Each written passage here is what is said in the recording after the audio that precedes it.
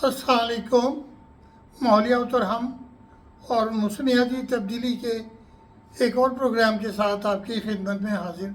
आज का प्रोग्राम मौसमियाती तब्दीली से बहुत ज़्यादा जुड़ा हुआ है और प्रोग्राम का आज का जो मौजू है वो ये है कि समंदर में जो करंट्स हैं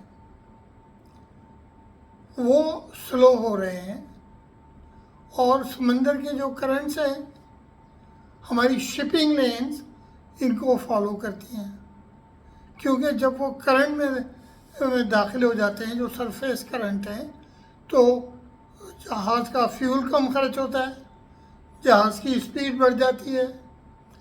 तो मैरी टाइम जो समंदरी तिजारत है उसका बहुत ज़्यादा दारोमदार इन करंट्स पे भी है, उसकी कॉस्ट का, क्योंकि फ्यूल अगर ज़्यादा खर्च होगा तो कॉस्ट बढ़ जाएगी, ट्रांसपोर्टेशन की चीज़ों की कॉस्ट बढ़ जाएगी।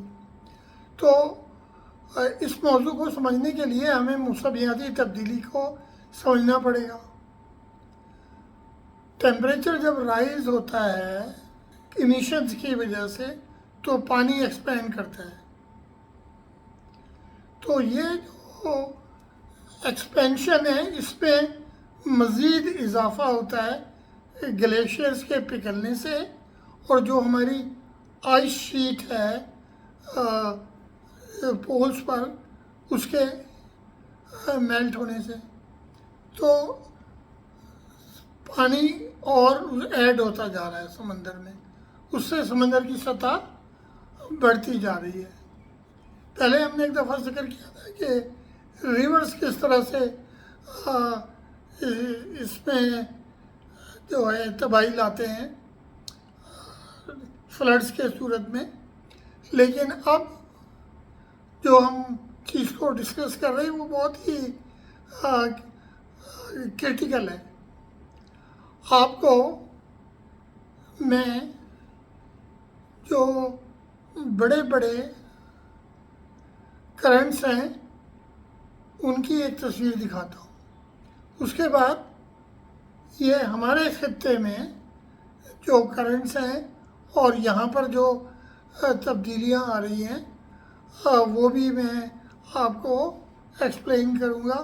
अपने कुछ राइट्स अप्स हैं और कुछ तस्वीरें, उनको आप देखेंगे तो आपको ये मालूम हो जाएगा कि करंट्स का स्लो होना और जो टेम्परेचर बढ़ रहा है उसकी वजह से ये भी हो सकता है कि ये एक या दो, जैसे कि जो अटलांटिक ओशन में करंट है वो बहुत स्लो हो गया है, उसका खदशा ये है कि वो कोलैप्स ना कर जाए, और जब कोलैप्स कर जाएगा तो नेचुरली ज़्यादा फ्यूल खर्च होगा जहाज़ों का और नेविगेशन भी जो है उसमें तब्दीलियाँ लानी पड़ेंगी। तो हम अब ये देखते हैं कि जो ज़मीनी कशिश है वो भी स्लो हो रही है,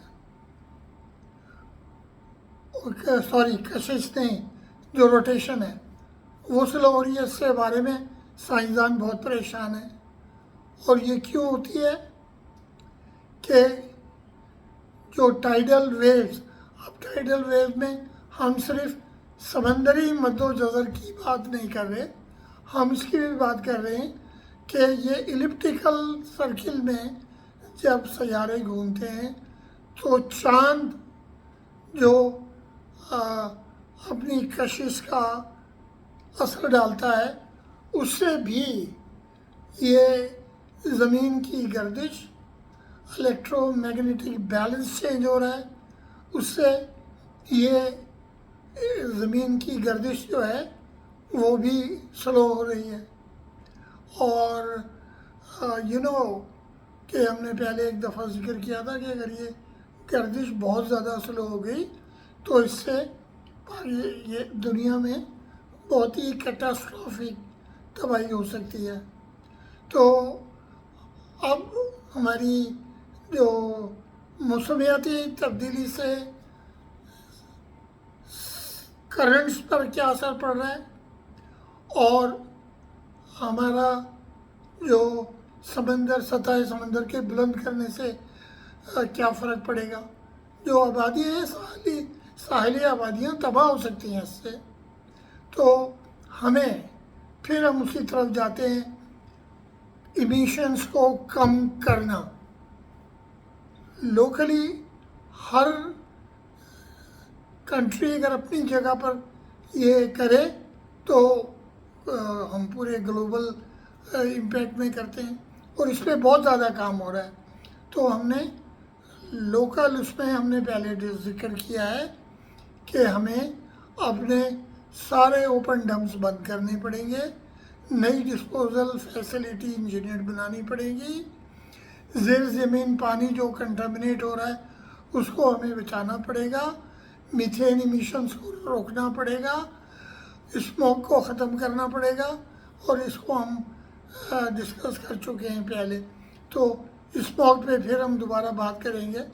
और ये स्मोक के लिए जो तरीक़ाकार है वो ये नहीं है कि आपने पानी स्प्रे कर दिया एक जगह या आपने आर्टिफिशियल रेन करवा ली, उससे नहीं होगा।